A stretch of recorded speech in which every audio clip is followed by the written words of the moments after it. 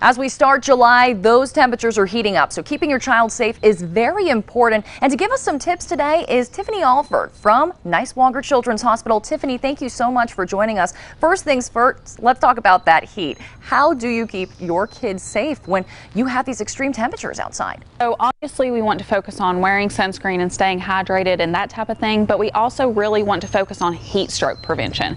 So one of the big things we see is children being left in the car for just a few minutes while you run into the store, but we really never want to leave kids alone in a car, even for just a minute, because a car can heat up 19 degrees in 10 minutes, and children's bodies heat up about 5 times faster than adults. So those kids are going to get hot really quick, and they may, start struggling to breathe, and it's really not a good situation. So that's one thing that we really want to focus on in the heat, is preventing that heat stroke in the car. And aside from being in the car, it could be dangerous just being outside, playing outside. Can you talk about hydration and just how important that is when it comes to the summer months? Yeah, so it's very important that our kiddos are staying hydrated during the summer. We all know that. And so they're running around playing, and they're going to get hot even quicker. So we really want to make sure that they're drinking water at all times, that they're staying hydrated, and that we're taking breaks from being out in the sun.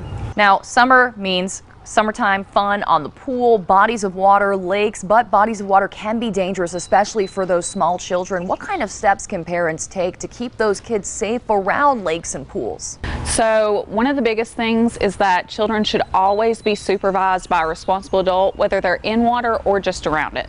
Because what we see is that sometimes people are grilling, they're getting the food ready for summer activities, and children are walking around the pool and they fall in and no one notices. So even if kids are around bodies of water, we want to have an eye on them at all times. We always want to be watching the kids in the water, and we want to make sure that if they're on a boat or anything like that, they're wearing a properly fitted U.S. Coast Guard approved life jacket. So we want to make sure that it fits tight and snug for their height, weight, all that.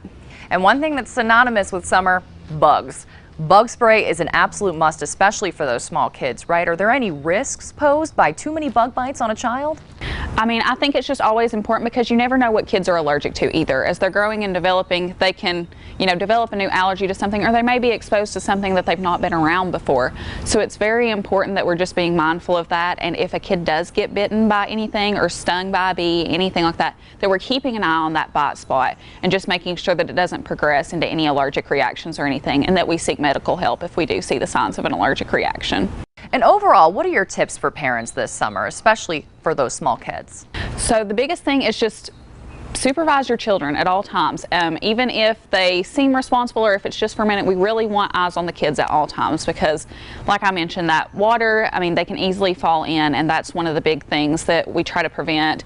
So grilling, anything like that, any of those summer activities, the big thing is just keep an eye on the kids at all times. Always be aware of where they are, what they're doing, and try to keep them in arm's reach if possible.